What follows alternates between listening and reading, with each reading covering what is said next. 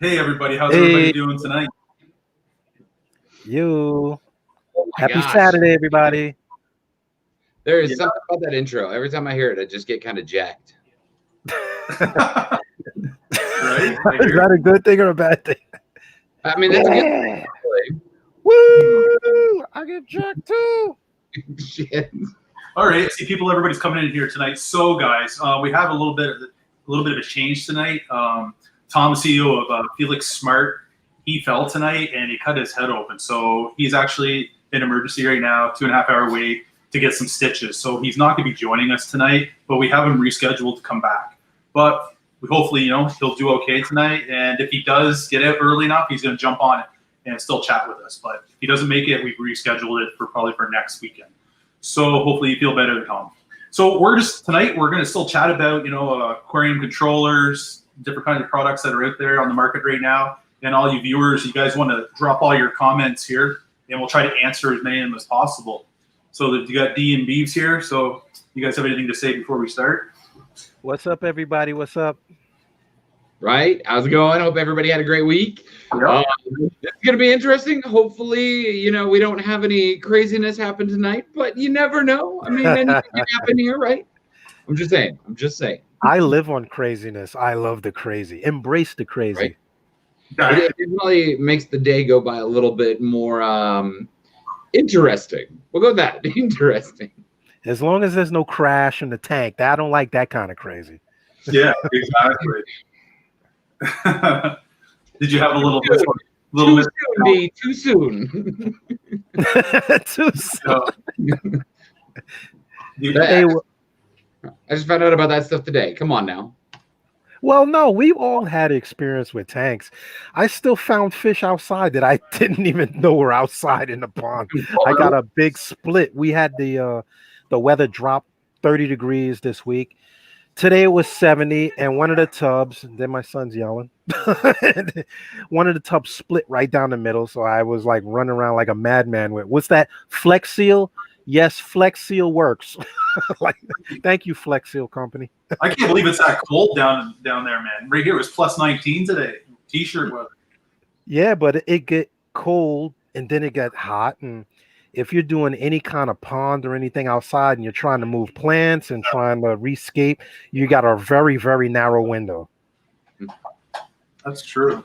I'm just glad that cold hasn't hit here like that yet. Right? That's what happened with Tom. He, did ice rain there, it snowed, and he split. What happens when it comes out of the blue? You're not used to it, eh? You get your feet back. Well, see, I'm only home now because, I got a wedding tomorrow that I'd completely forgotten about until I remembered this evening from the message. About 18 inches of snow this weekend. Yeah. No snow here in Canada, buddy. Well, that will bring us right into control, because one of the big things about control, one of the things that we controlled in a tank was temperature. Maybe I'm wrong, but what do you do when your room is set to one temperature and your tank is set to another temperature? Right. That's one of the things that we use control for, because now they have thermostats that give us notices and things like that. So how about everybody chime in and what their control points are in their tank? What are the things that you mainly worry about controlling on your tank? Exactly. Heaters are a big one for myself. Yeah. Do you have two? Right, you have two? Yeah. Yes, I have two. And they're both on at the same time, but it just regulates throughout the day. Here in Canada, winter's coming and stuff, so depends on the temperature inside the house. Sometimes one heater's running all the time, the other one just coming on and off when it's required to bring up the temperature or lower the temperature. Or sometimes in the summer, my heat is they're not even on. You know what I mean? They're not even on half the time, so it works out pretty good. even by running the air conditioning in the house and stuff. Yeah. So it's a bonus. Well, it's, Mine are on every single night. And Colorado, the elevation here, I'm telling you, it's like being in a barren wasteland. Oh, really? Oh, yeah, it'll be 900 degrees during the day, but as soon as the sun goes over the mountain there, it'll drop down to like -30. I swear, it's just terrible. Sean's fish have like down jackets on. They do. Yeah, so just look at my house right now. Only one of my heaters is on right now. Well, you know, it's funny. Like I insulated my whole man cave. Downstairs, the man cave. Only 1, 2 of these tanks down here out of 1, 2, 3, 4, 5, 6, 7, 8.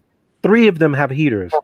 So the temperature fluxes between 75 and whatever the highest in the summer is. Usually like 80, which is kind of high. 84, I've seen it hit. But depending on the species, it doesn't have a problem. The SPS got used to it after the first year. I had like you. I had scolimosa down here.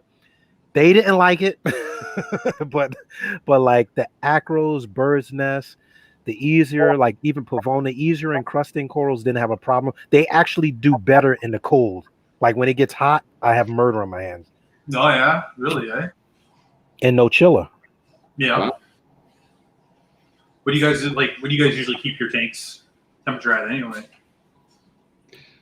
Right at like 78 is where I keep mine. I just checked mine. Mine's hitting about 79 right now, and that's Well, I'll shock one you. heater on. One heater on. The main tank, the big tank, in the winter, I let it drop to 75, 70. The lowest it hits 75 because in the summer I let it kind of change. I'm trying to change it with the seasons. Oh yeah. Like I'll have the temperature change slowly in the winter, and then in the spring I let it raise up gradually. Yep. Because you figure in the ocean, fish aren't the same temperature every day. So yeah, true. Especially when I feel like it's such a great body of water, though, that the swings are a lot different than what we see in our tanks, though. right now the temperature is 77. Nice. Yeah, nice. Yeah, mine's about 79 going on 80. That's one heater running. It should be shut off by now. Mine's constantly on, but I have a window right next to my tank that I always have open just to help maintain that pH. Nigel says, if you live in Ireland, you need a heater. I wish I lived in Ireland. Not if you need Nigel's heater. I wonder how cold it gets. Oscar's asking, do you run a chiller deep?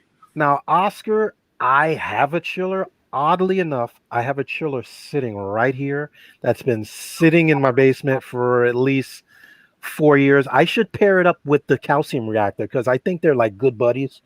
Yeah, they just collecting dust. Good dust collectors, or what? I don't run the chiller only because the chiller, I can't put it outside and it was kicking all the heat into the room. So what I started doing is I run the HVAC to keep the room temperature at a steady temperature so that the tank heater doesn't have to cut on as much. Yeah, that makes sense. Yeah. I mean, that chiller is murder on your electric bill also. Oh, I've never owned one, never used one, never owned one. Yeah, I think it's easier to control the room temperature than to control the tank temperature. Yeah. Especially when you have multiple tanks, because most of these tanks don't have heaters. Only the delicate, like I have some like Native American, like killifish, which I can let go down to a certain temperature. Then I have certain saltwater tank that I can let go down. But yeah, it depends on what you keep, Oscar. Definitely look at if you're gonna keep delicate coral like acros or even Akins, I've seen react they're real like fussy. They grow really slow and they easily piss off. Yeah. Easily. I remember when I had my 220 and I had the basement sump set up. Man, I had a hard time keeping that tank regulated, the temperature. I don't know, because my basement was a lot cooler, right, than the upstairs of the house. So now that my life support system is right behind here on the main floor, it has the same temperature all the time. So I find it's so much easier to keep the same temperature in that tank. But when I had it in the basement, I had like I'd cover it up with like styrofoam just to keep the just to keep it in. Just some of that white when I'm not around later on. Nobody's gonna see it, so just cover it up, and it help keep the heat inside the tank, just in the sump alone. Yeah, that was a real pain in the ass. Yeah. Hey, Sean, so you run two? Sorry? You run 2 heaters in your tank too? Yep. Yeah, I've got them just set up to an Inkbird controller though. So I mean, they both just kick on when they need to. So I did think of something actually the other day while I was driving, and I was like, I kind of want to bring that up. And I hate to do this because I hate advertising for companies and everything, but at the same time, You're gonna advertise? right? Have you guys looked at the new Pro Max from Waterbox? Yeah. I didn't get a lot of information on it. So, hello, contender for Neptunian and Cade, aluminum frame, PVC press board. The tanks are anywhere between 190 gallons and 320 gallons. Can you pull one up? Can we check it? Yeah, let's check it. Yeah, the water boxes are really cool, really nice. I've just never myself ever had one or ever thought of getting one. You know what I mean? Yeah. I've got a 130.4 and I like it, but my biggest complaint was the dang stand. And now that they're coming out with an aluminum stand, I'm like, wow. Yeah. All right. I'm really not a fan of those woods, those manufactured stands. I'm an old-fashioned steel or aluminum guy, just only because it lets me sleep at night. Okay, hey D from Brooklyn, Farm Boy Reef, BeavsReef, going to be good stream. Controllers, shout out to all reefers watching, everybody. Please, safe. Bronx Kid, what's up, Bronx? That's my boy Johnny Martinez. Oh yeah, we gotta see what you running, Johnny, because I know you constantly working on the tank stuff. I gotta see. We gotta get some pictures of your tank, Johnny. Get Johnny on here. I'm telling you, Johnny, come on, don't be scared. I've got it shared, Ryan. Okay. Shout out to the Bronx. Yeah, this is insane. All these different sizes, different lengths and stuff. I mean, $7,000 for a 320 gallon tank is a bit up there, but then watch what happens when you click that. Well, it depends on the tank too. I mean, more than my tank. How it seems, is it what is the bracing like? I mean, I don't even look at the stands because they try to throw all the plumbing and everything in there. The plumbing's not $1,000 worth of plumbing. No, but it's pretty legit. They redid the feet and they're using all their same plumbing and everything, but it's kind of cool. It's all aluminum, which I really, really like. The only thing I don't like is that it's still a center weir. I wish that they would have switched it out and gone coast to coast. Yeah. That's the one downfall. I mean, if I'm going to run a 300 gallon tank, I want to coast to coast. That's a big tank to try and move everything into there. Yeah, I agree. And I'm really more of a fan of the ghost overflows. Even though I have an old tank, I don't want that box in the middle anymore. Yeah, no, that's like I did the Hulk, right? Everything's hid in the wall. There is no overflow box. It just has the weir. You're good to go. It's a much cleaner look. That's what I'm thinking. They lost with this. Yeah, but 30 inches deep, just like the Cades and the Neptunians, which is huge. It gives you a ton of room for aquascape. Yeah. This for the box too. Yeah, that's the room for the box. Removable weir teeth for cleaning. Yep. So that's a nice little upgrade that they put into them now. But they've got in-cabinet ventilation. I mean, that's a big one. A lot of people have a lot of humidity buildup and everything that just deteriorates their cabinets. Especially you can mount those fans. You can mount fans on those vents too. It's amazing how much those power supplies will heat up under there. Yep. Oh yeah. This right here, this is what caught my attention most of all. Yep, built-in control center in there. I saw that and I was like, all right, Waterbox. All right, you've got my attention. Yeah, that's nice to have. That comes with it? Yeah, that's standard. And now is that system for that price, is that with the sump? Is that like a custom sump to that stand? It's everything. Because I would imagine you had to fit it in there with the control center in there too. Yeah, so it's sump. It's an independent ATO box, which I think is just one of their like clear 5s or whatever. But yeah, sump, plumbing, tank, stand. Oh, and the stand comes fully assembled. You don't have to put it together. So no worrying about unlevel doors and everything. It just was pretty nifty. Do they have built levelers on their feet? or do you still have to level it It yourself? looks like it. From the picture, it looks like those look like levelers right there. Yeah, it has levelers. Yeah, but I don't think they're self-leveling. I think these ones you actually have to crawl under there and get, which is really a pain in the butt with the water box because they put like 40 feet on those stupid things. I mean, it probably took me 4 hours to level my 130.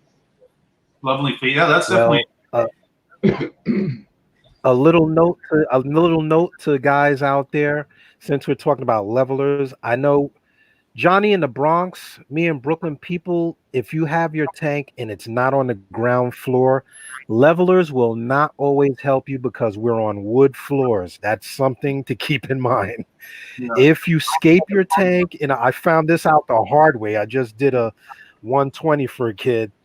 If you scape your tank all in heavy on one side, you will see a shift.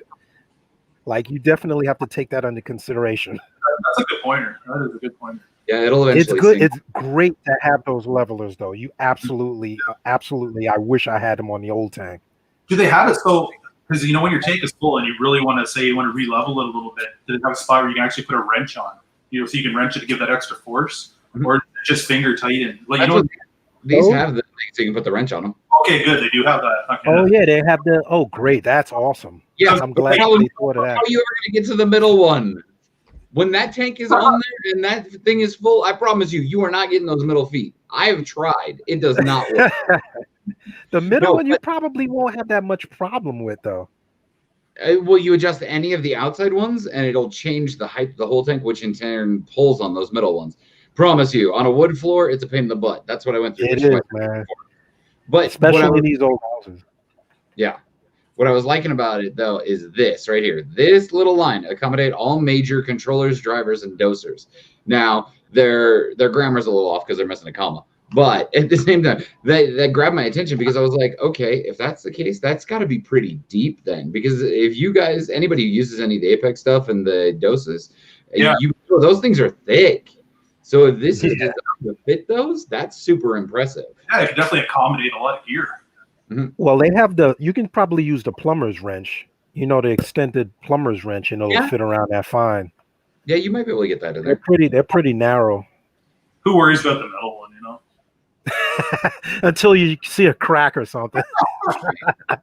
The crack will go down the middle. That frame will take the weight. You guys can't tell me that doesn't look sharp and white, though. Yeah, I like white. I like white. They need the green collection. Because you know what, black is going to show everything. My stand is black. The minute water spills on it, you're wiping it all the time. Yeah. I kind of like the green. I like Ryan's green, actually. Exactly. Yeah, but it's glass. He cheats. He can just wipe his off. Exactly. While I'm cleaning the tank glass, I clean the glass below, too. Well, and this is all PVC coated, so it's not like painted or anything. So most stuff's going to roll right off of it, too. You're going to be able to do the same thing as you would if it were glass. Fine, I could take off if I want to change it a year later. I can just change it.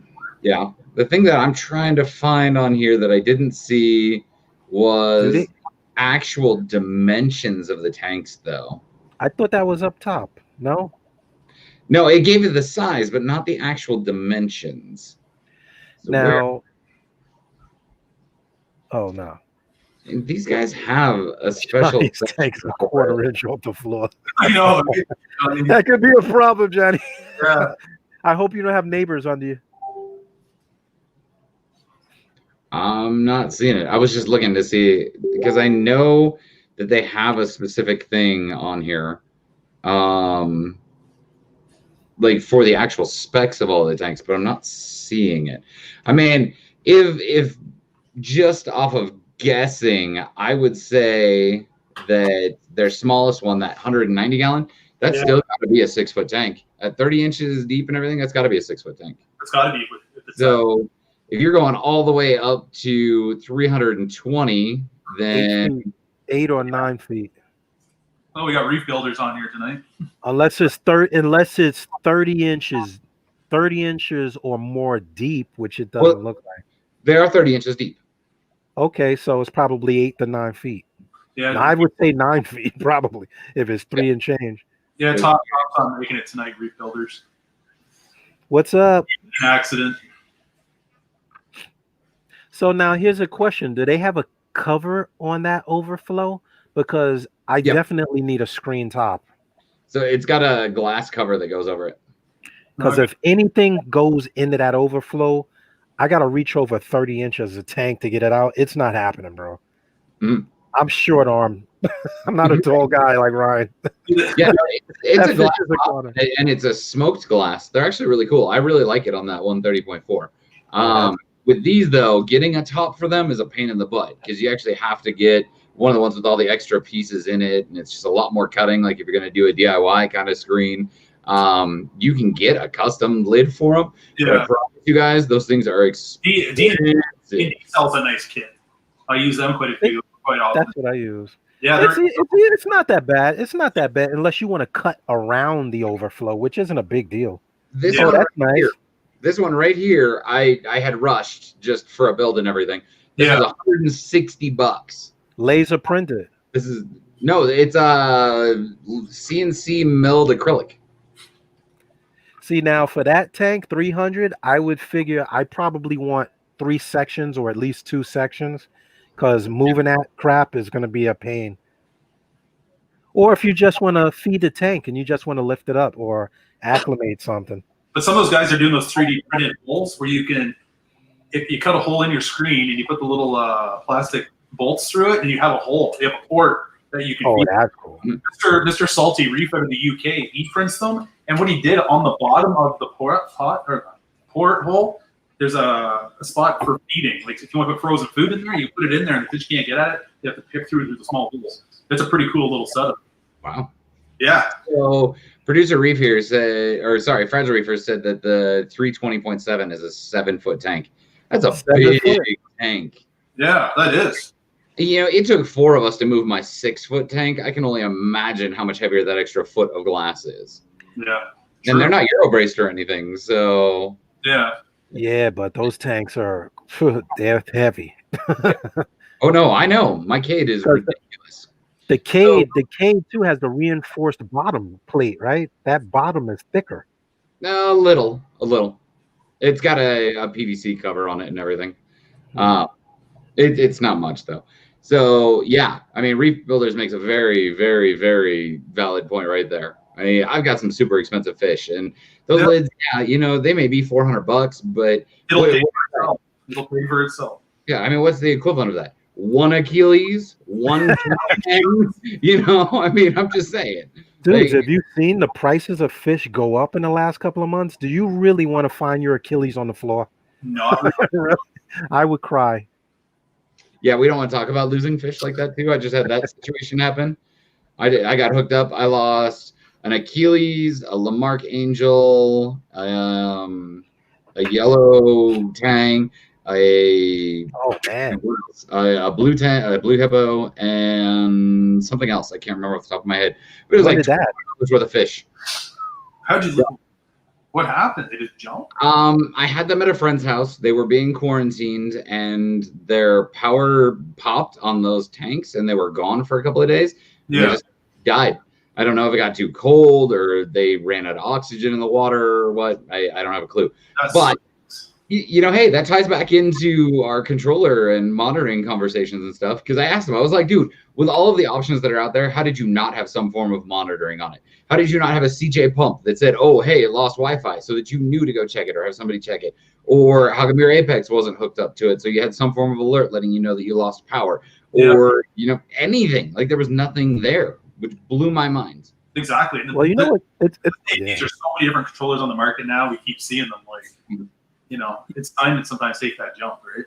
Yeah, but you know what's funny? I had the Apex probably 7 years now, and I never had that notification that if the Wi-Fi went down, I would get a message. I really didn't know that was in there. I really didn't know it. So now it lets you know as well if it disconnects from the internet. I had it happen today.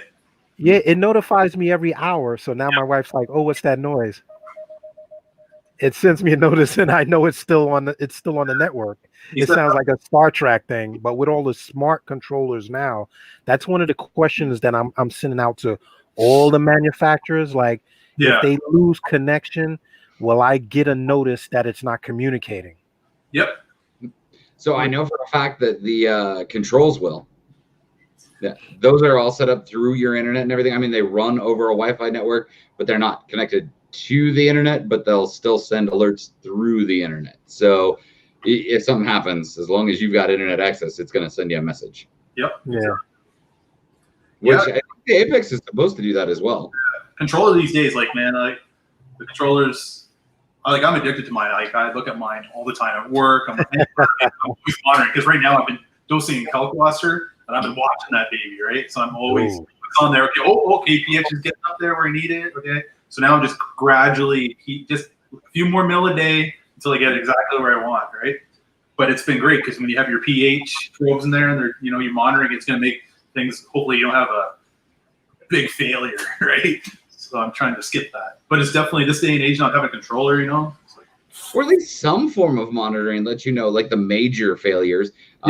Heat, for instance. Okay, so the extreme STCs that CJ has, they're kind of ugly, but they are awesome pumps. Like, they're super powerful and everything, but they've got a temperature probe in them, and they're connected up through your Wi-Fi. So if power goes out, you're going to get an alert from the system that says, hey, you don't have Wi-Fi connection to this. If your temperature gets too hot, it's going to send you an alert saying, hey, your tank's too hot. I mean, that's $200. Like, yes, you can go out and you can go buy a Control 2 for $200. It's going to do the same thing. But if you don't want a Control 2, like you have an Apex up or whatnot, that's another little safety net to have, just to have another form of monitoring on it. Yeah. Well, let's talk about that too, because Ryan, now you're dosing the caulk, so you're monitoring the temperature, you're monitoring pH. Now, you had the incident last week where you had a lot of people come over and you saw the pH spike, and as soon as you sent me that message, I says, how many people do you have in a room? Well, so it spiked down. It went down into the sevens pretty deep. Like, I got my graph, usually staying around 8.1, 8.2, but I've been trying to raise it to my 8.3, 8.4. So I had my daughter's birthday on the weekend. So there was, like, I don't know how many people were here, like 10 or whatever. So I checked on it, jumped on my pH. I wanted to see what was going on. Boom, it dropped right down to 7. I'm like, holy smokes. And then when people started to leave, you could see it gradually going back up. But it goes to show you, having all those, mouth breathers in the house, like my tank is just absorbing that. You know what I mean? CO2 lowers your pH. Usually I don't have that many people, right? Never really thought. And then that day, because the dosing calc, and I just wanted to check, with holy smoke, look at that spike. It just went down. I'm like, there it goes to show you. So next time when people come over, I'll figure out, open some windows, a door for a bit. Now, did you get an alert when the pH went down? Oh yeah, I have it set up, because right now, because I'm dosing calc and all that, 8.4, 8.5, it's going to let me know right away, and I have it dropping. If I have anything that drops below like 8, it lets me know right away as well. So you have to add a line for everybody and learn from my mistake, because I've been using caulk for many years and I still effed up my alkalinity because since my tank is in the dining room, it's constantly fluctuating towards a window. It's about a 3-point window. So when you're dosing, your computer will say, hey, your pH went down, dose part 1. And that can kill you, because then when the people leave, your tank goes in a spike, and now it does the opposite. Now you're at 8.3 or 8.2, and that's a spike in one day. Yep, exactly. And throughout the day, your corals are, they're photosynthesizing, they're growing, right? And then at night, they're not photosynthesizing anymore, so that causes a fluctuation in the funnel. You know what I mean? But it goes to show you, having that many people in your house, what it can do to your tank. Yeah. And other thing is too, people smoke in your house, it causes an issue. If you have a wood fireplace or a stove, causes an issue.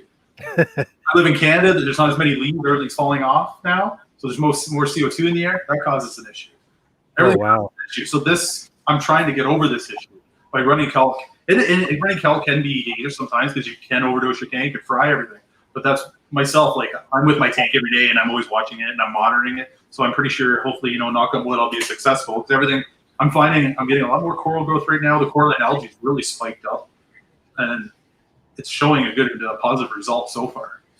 Plus, I'm still running my calcium reactor, but I haven't turned down that it's just working for me, because the calc is doing everything right now pretty much that I need. So Oh. The caulk is excellent. It's just a lot of horror stories with overdosing the caulk. But I'm dosing my kalkwaster with my dosatronic, right? So I have a program that's dosing 6 times a day. I think at 500 milliliters at a time. That's what, because I've been watching, adding a little bit of milliliters all the time to get it where I need to see how my tank is working, right? So with my dosatronic, I know, it's Wi-Fi compatible. It lets me know how much I'm dosing a day, how many times it's dosing.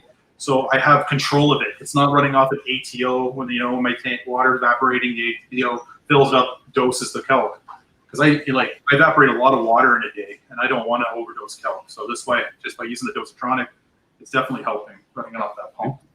So what is it? Reefer Reeves here brought up the Ion Director from GHL.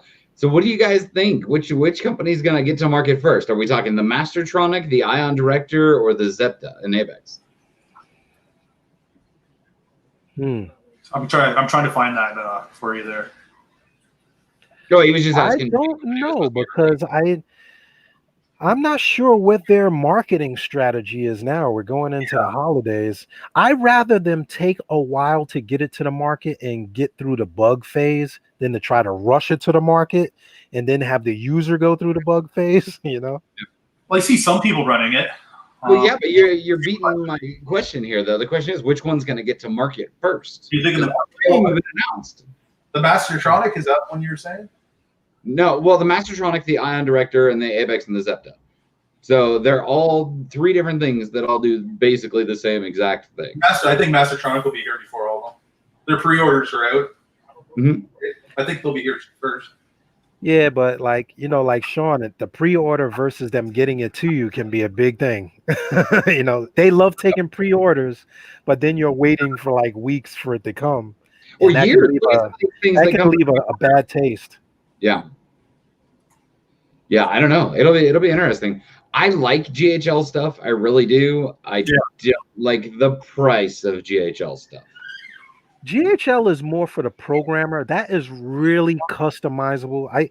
My buddy's a big programming geek. Shout out to you, Bernard. he's a programmer. He's loved the GHL since we saw it a couple of years ago. But those are for guys that know code. Not saying that it's not user friendly for those that don't, but it's really built to be customizable for people that can go in and change code. So I think that really high-end market is going to love that because they've been around for a while now.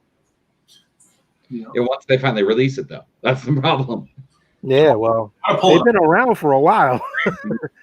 Hey, Sean, you want to pull up the screen while we're talking about it? Maybe we can check it out. Yeah, I see a few different reefers posting about it, but I don't see too much about it, to be honest with you. I mean, speaking of reef builders, I just pulled up their stuff on it. Like, I couldn't remember right off the top of my head what the Ion Director was. Yeah. So reef builders right now, he's saying he doses 12 milliliters minimum of kelp on a 600-gallon system. No, 12 milliliters a minute. It's a minute? Sorry, yeah. I believe it. 600-gallon tank, though. Yeah, I believe it. Because on my 600, I'm giving her. Well, if he's got a heavy load too, if you got a heavy load and your tank is consuming that alkalinity and calcium, it's just, you got to be real. I know I'm like a broken record. It's just when you deal with the caulk, it just throws your parameters off so quick if it's overdosed. Yeah. You're always better off underdosing it than overdosing it. So Sean's got it pulled up here. He's got the Reef Builder site put up right now. Yeah, I was just checking it out real quick. I mean, it's cool. It's got a control there. Potassium, what is that? Nitrate, and I can't even see the other thing. I mean, it looks cool. Yeah, it looks pretty cool. But the sad thing is, this picture right here, these 3 pieces of equipment, I mean, you're 2 G's, easy right there. Is it run by probes or the same thing? Is it taking samples as well? I would assume it's got probes. They have probes. They have probes? They have probes. They were trying to come out with the testing system that everybody else came out with years ago. They just never got that final piece of the puzzle in. I mean, like I said, it looks cool, though. Looks like NASA. I would love people to come in the house and see that. They'd be like, oh, my God, what is that? That's high tech. Man. It's cool. It's cool. Yeah, Fragile, I'm going to agree. The hydros or the controls definitely are the most user-friendly. It's super easy. I mean, everything's programmed within 3 steps. Well, we got to be honest Yeah. too. The first thing people look at is the price. Price is intimidating. And do I really want to go out and spend 2 G's? I'm going to spend what I spend on the tank on the controller. Yeah. Well, and if you're just getting in though, it's already an expensive enough hobby to get into. So yeah, the good word of advice is if you're just starting out, don't buy new. Buy something used, find something that, you know, some other reefer that's getting into the hobby has or whatnot, and take your time, get into it. Or plan ahead and buy your pieces one by one. You know, take your time, buy it one time rather than buy the cheap. Like people go out and try to buy the cheapest thing, and then you end up I'm guilty of that too. Oh yeah. Going out and trying to cut corners, and you end up replacing it down the road. Oh yeah, definitely. Let's see. I did see an interesting comment in here. There's a lot. I'm trying to get them on here for you guys. Yeah, we've got a lot of questions tonight. Yeah, I'm watching them here. Where are you at, Sean? The one that I saw was whether or not I believe. Oh, here it is. So, do you think corals consume alk during the day or night? Both, but predominantly during the day. Yeah. But your pH drops at night. Because they're photosynthesizing, right? So they're growing. Yeah. But your pH drops at night. So usually I dose it at night. Where did I see them? 7:31. It was halfway through. Yeah. 7:31. That would be an interesting study too. Like, so I can show you with my Alcatronic where it actually pulls. There's like as soon as the lights shut off for about another hours and a half ish, there's still a draw, and then it just kind of levels out. And then about 45 minutes or so after my lights kick back on, it really starts to draw. But there's still a minimal drop throughout the night. I mean, it's not much. It's like 0.01, but it's still dropping. I don't know. I mean, there are some people that say that their tank draws more at night than it does during the day. I mean, I personally haven't witnessed it, and my Alcatronic sure as hell doesn't show that. But I'm not saying that it's necessarily wrong. I think corals are weird, and they just kind of do their own thing. Well, here's a question, too. Do you have a refugium on your tank? I do. So now photosynthesis takes place at night and in the day, but the plants utilize the oxygen, so that may lower your levels, too. It's so many factors. Yep.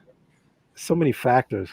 I would love to have a planted reef tank. I know a lot of people have tried to do that just by the nature of the fish.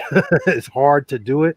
If anybody out there has got a planted reef, leave a comment below, because that would throw the whole game off, like focusing on plants. Hey, D, you want to see my water box? I've got an ova infestation. Like it's a planted reef tank right now. Hey, it's life. Life finds a way. I'm about to pull it all and do a Flux RX treatment on it just to get rid of some of the hair algae and everything. No, that's the easy way out. You got to man it out. You got to man it out. But if I get rid of it, then I can just make sure to keep my nutrients in check and not dump them like I did. You might, or it might be in the rock. It may come back. I mean, there is truth to that too. I took 2 of these rocks out of the nano tank, and it went down for a while. I mean, I did dose a little bit of iodine. I dosed a little bit of iodine, thinking that I was seeing like a boreopsis start, and then it kind of leveled up. It's so tricky because you really never know quite well what the cause of these swings are. You're just kind of feeling your way out and hoping that you can address the issue. Yeah. All right. So, Matt LCR, quick comment. Alcatronic and Mastertronic, do it. You will not be mad at yourself other than your wallet being extremely light. I love my Alcatronic. Word of advice, though, put it somewhere where it will not keep you up at night. But you think Dude, I noticed it at 6 o'clock this morning. Like, I finally got into bed, and I was finally going to sleep after driving through the night and everything. And I wanted to do a test, and I have it attached to a wall that's one of my bedroom walls. It was vibrating the wall enough that it kept me awake. Really? And 13 minutes is how long it takes my Alcatronic to do a test. I don't even notice mine anymore. Well, that's because yours is in a room. You're not sleeping in there. He's got it going off every hour. Studio area, so yeah, I guess because I don't sleep in here. So yeah. Well, you want to hear funny? I was watching another YouTube video here with SG Bearded Aquarius. He's doing an interview with Epic Saltwater Tanks, and every couple of minutes, I was hearing the guy's Alcatron go off, and I thought it's Sean. Really? It was like, "Mm," and I kept saying, "Oh, he's testing again." It does happen. I didn't realize it was that loud until I was watching this video, and I could hear his test going off. Mhm. And I've got the silencer kit on mine too. Like, it's not loud by any means. It's a hum, but it's a noticeable hum. Like, it's at a weird decibel. It just kind of draws your attention. At least you know it's working. Right? It's running. Right. So Amy asked a question about chasing numbers. I think I can answer that one for all of us. Don't. Find out where your tank works and just let it ride. Just keep it there. Don't chase numbers. You chase it, you really do start screwing everything up. You got chased, buddy. No, I'm just Let's see. That'll give you a heart I always attack. try to keep my Chasing the numbers give you a heart attack. myself. Like, yeah, I may not chase numbers. Like right now, I'm chasing pH. It's like my thing this past couple of weeks. But you don't really have to chase a pH either. But I'm really trying to like pull the best I can of my coral growth as possible. But like anything else, PO4, as long as I keep them around those numbers I want them, I don't really chase. Yep. You know, the irony is that we put so much work into the numbers.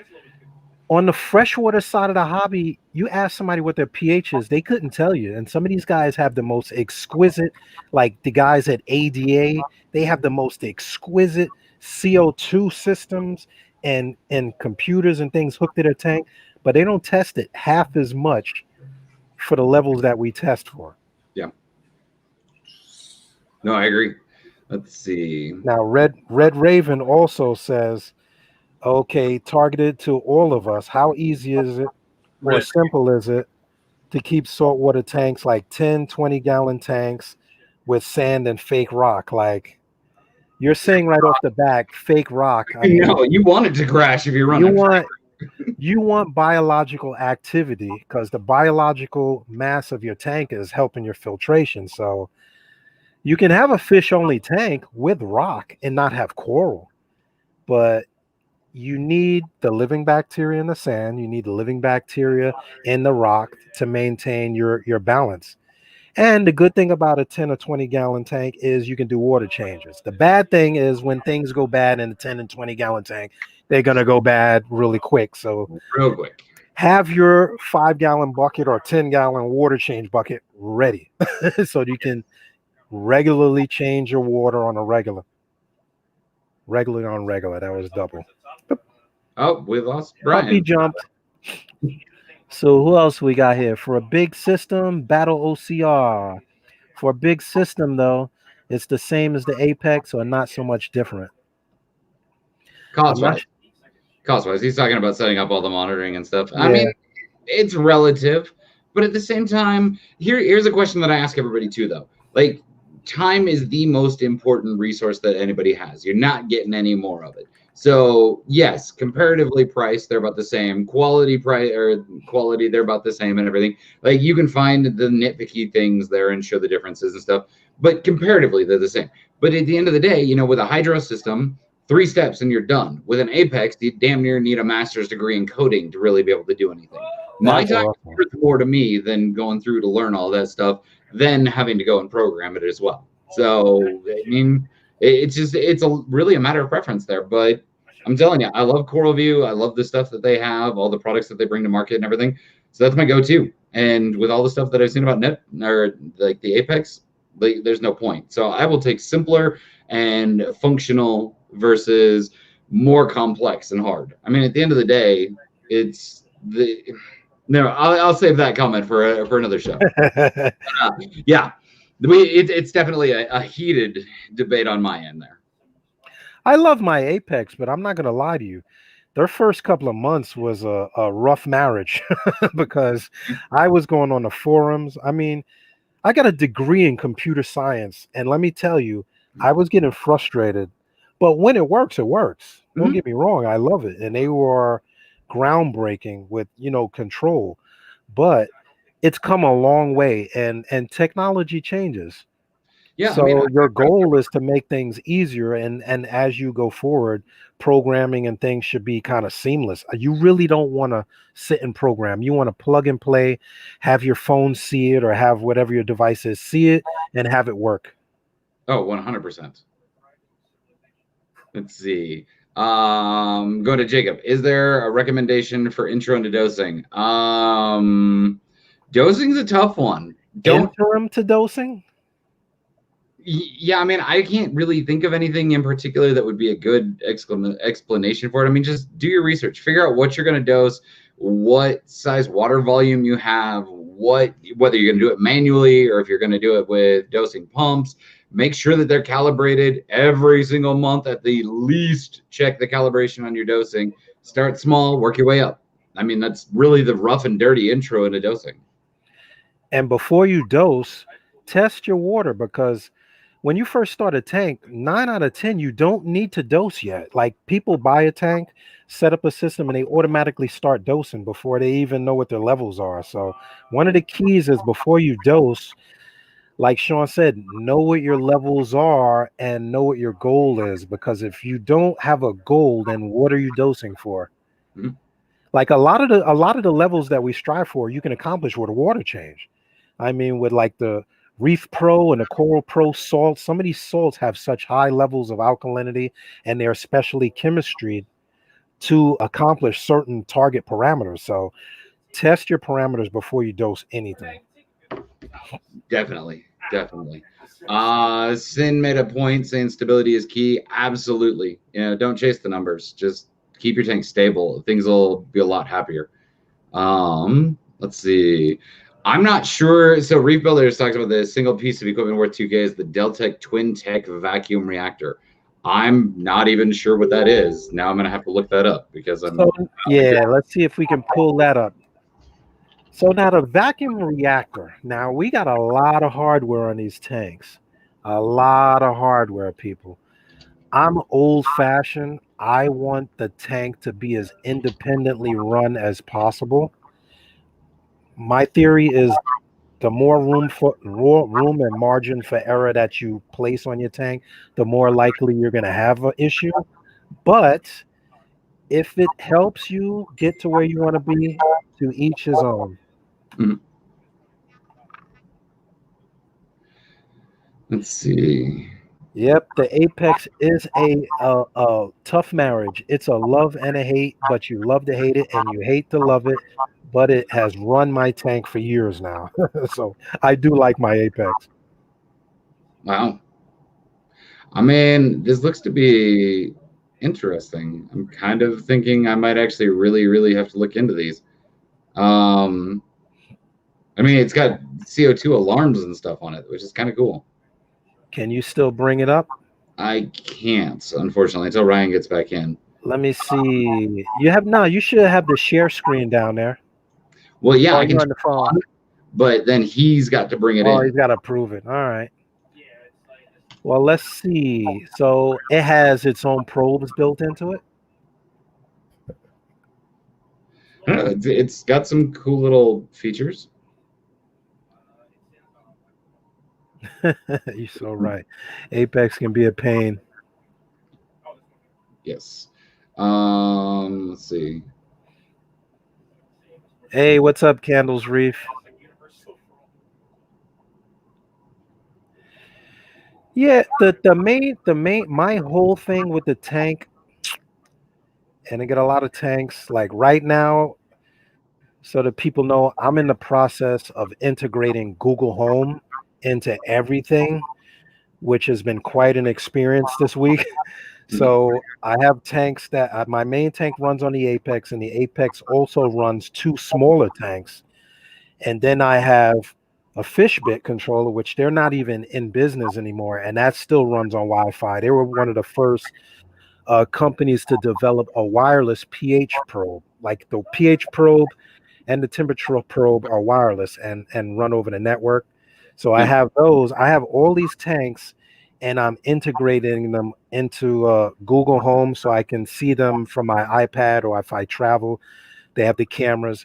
So one of the things for the future of all these companies is the smart home. We got to look at the smart home because the smart home runs my thermostat, which in turn controls the temperature in the tank. So if I can control the thermostat, do I really need to control the heater? It's just a lot of control. I mean, We're adding more. So how they all speak to each other is really important now. yeah, there's got to be all sorts of integration. And that's a lot of things where a lot of people have some issues there. I think that was next on the list in the prototype to CoralView. I think they were integrating Alexa and Google Home integration into the Hydros. If I remember right, that was one of the things he said was coming. Yeah, yeah. The Internet of All Things and stuff is getting worked into it, and Alexa and Google are getting worked on. I don't know. The integration's is insane now. Ryan is still trying to get back on. He got kicked out. Sorry, Ryan. Hey, Google, let Ryan back in. Right.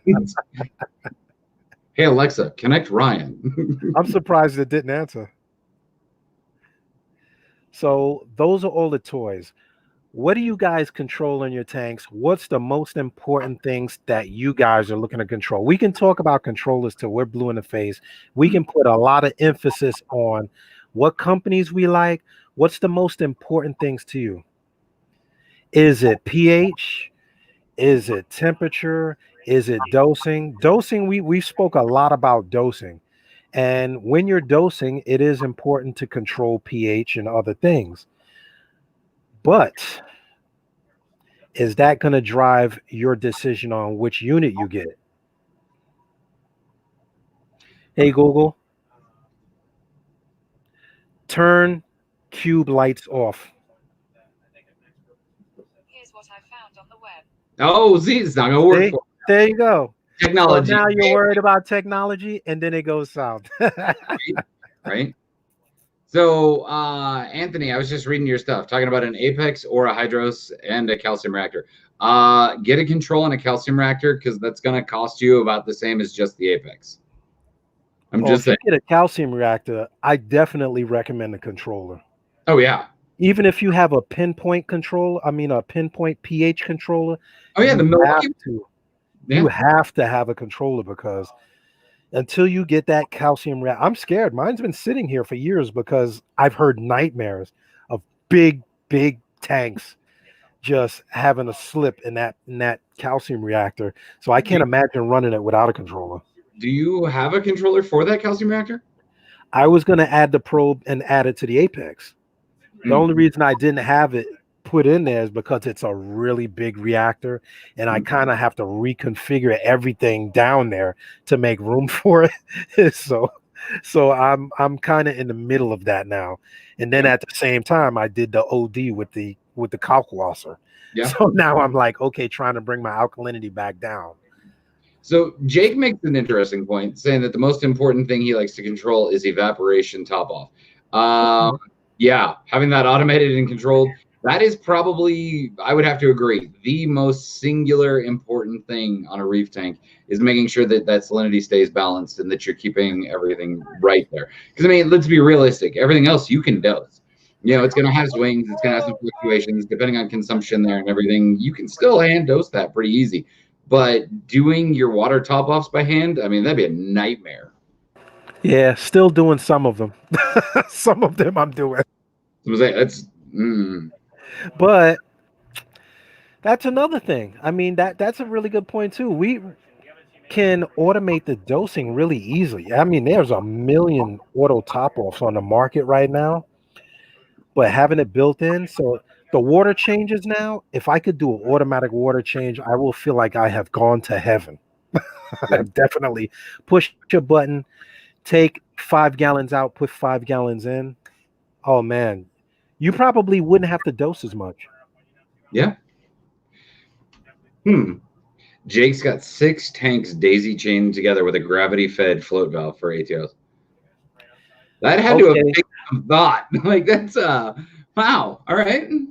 Jake, I'd like to know whether you're using a float, are you using a level sensor, or solenoid on that tank, because I worked with a friend and we built a 250 gallon tank.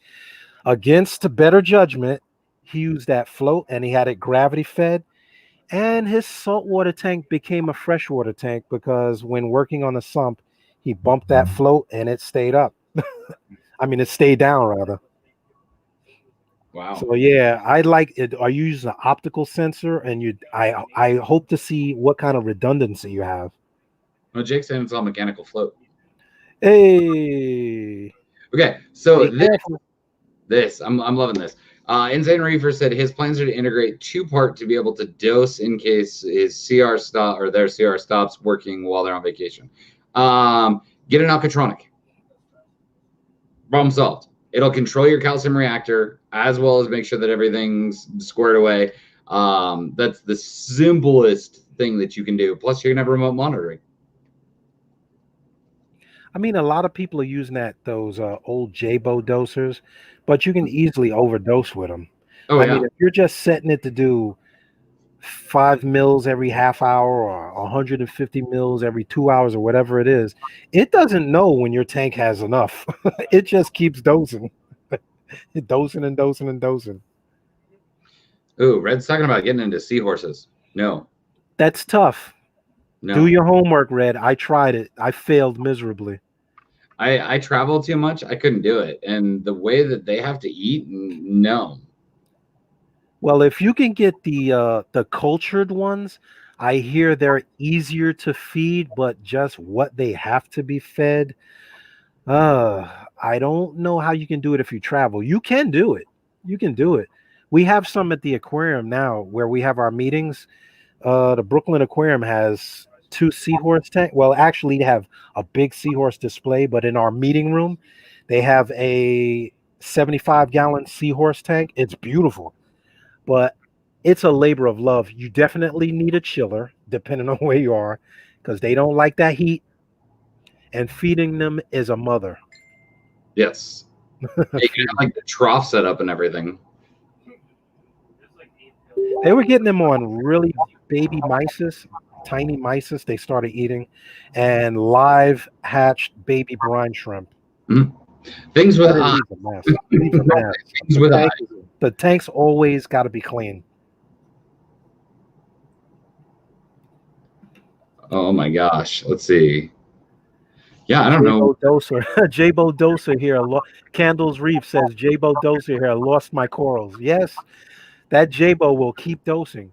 If you're using a Jabo doser, I will tell you dose minimal for your tank. Underdose. See, that's the thing that gets me. Minimal. With that brand, I can see the return pumps. I can see the wave makers. I don't know if I could trust a dosing pump. I think the dosing pumps actually performed better than the wave makers. Like I know Rico's Reef.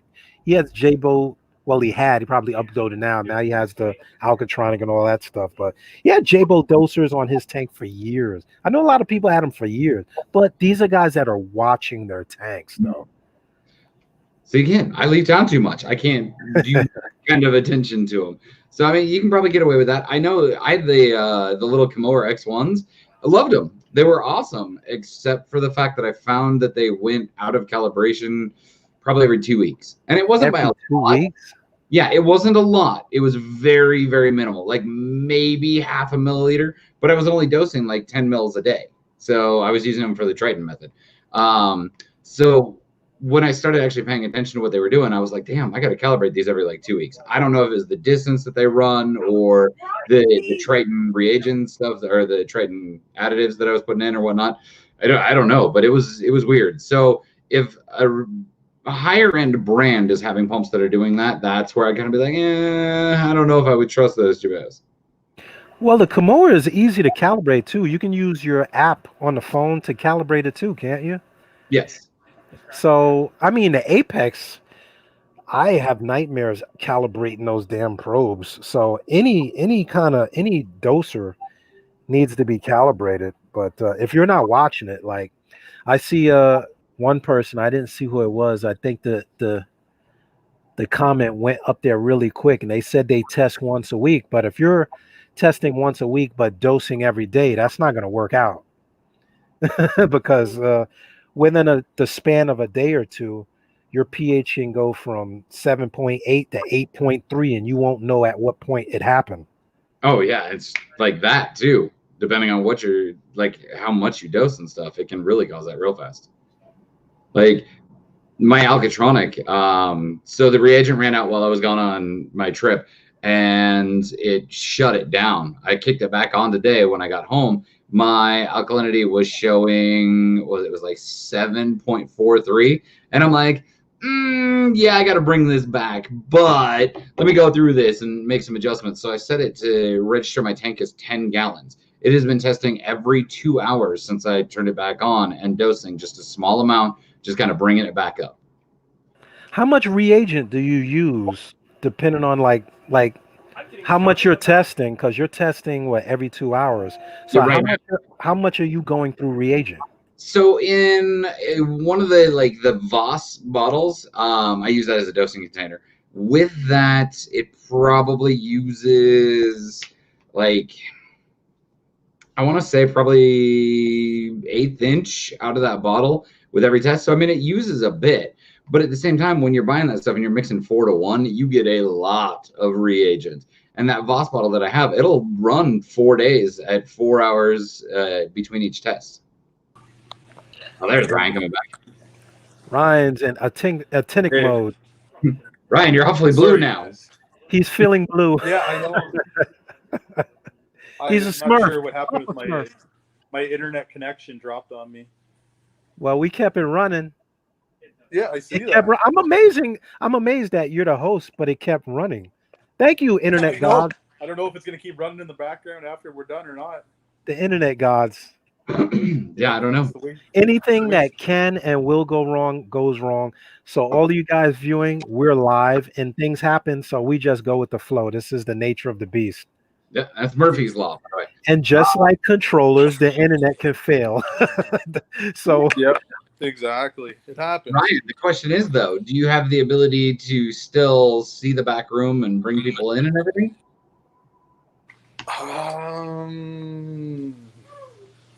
I've never used it on here before. Let me look. I got another question. If your internet goes down, did it affect any of your tanks? Did it affect your tank? Yeah, I just got my alerts. But the Wi-Fi went down. Win. Exactly. We were just exactly when the internet went down, like 5 minutes ago, 10 minutes ago. And we were just talking about that. So anything that can and could go wrong will. And this is what we're talking about, like tank control. These are things that you have to take into consideration. If your internet goes down and you can't see your tank, what's your controller going to do? Is your controller going to still function? These are things that you want to look at when you're buying a controller and you want to test it. You might even want to test it before you put it on your system. You want to just put your settings into exactly. it. I almost bought another replacement head for my Apex just because my head is so old. I wanted to buy another control head just to have it backed up. So if something goes wrong, I can swap it out. But if you buy another controller, let's say GHI or something, set it up, put your settings into it, unplug it, see what it does. See if you get your notifications, see if you keep the settings. Yeah, exactly. It's good point. Ooh, I just saw something. Battle OCR talking about how they don't think they've ever calibrated their probes. Don't do that. I know, right? Battle OCR, my probe's saying 7.5, but my tank is 8.1 right now. I know for a fact. Oh, okay. I can still pull up people's questions. Nice. My shrimp's in my shark's mouth. I saw. I hope that wasn't a good shrimp there. I hope it was food shrimp. Exactly. I'm actually really hoping one of our special guests can jump on here. Yeah, I can still invite people in. Scary. That's the only thing I'm scared about sharks. Like, I wanted to get a snowflake eel for the big tank because most of the corals in there I know he's not going to mess with. My fish are pretty big. But then I'm going to wake up one morning and my favorite hawkfish will be in his mouth and I'll be really pissed off. right? How often should you calibrate the Neptune probes? Well, they're like any probes. At least every what, like 3 months? I think Yeah. is what it is, every 3 months. Yeah, I do And mine. Yeah. I do mine quite What's it often. cost you? $2? And it doesn't take that long. No. It doesn't take that long to do. I mean, I still have a pH test kit. Not for nothing. I mean, I calibrate my probes. I have a digital probe here. It's not here. I think I left it upstairs. But I have a digital tester which will give me an immediate reading on all of the tanks just because I have freshwater and saltwater. Yep. But probes go bad. You never know. They get out of calibration, especially if you have them in salt water because they get salt creep on them. Oh, exactly. I keep Right. mine because I have my pH for my tank. I got my pH for my calcium reactor. So if I see anything wonky, like get different weird readings coming out of my calcium reactor, it's time to calibrate them, right? Or just pull it out and just put it into my main tank and see if it's the same pH reading that I'm getting from my other probe. Then I know they're both calibrated. See, I'm totally fat kidding it up now. We're talking about all this stuff, and I'm like, I need an Oreo blizzard. Hey, what's up, Dave? Dave Mai is there. What's up, Dave's Dave? on. What what's time is it there? Jeez, he's losing a lot of sleep over there. I know, right? Let's see. Dave, you're up late tonight, buddy. You're always up late when you got a reef tank. well, You're no, probably worried He's about during the something. day, right? It's 2:07 in the afternoon there, Tom. Yeah, it's the opposite. Oh, okay.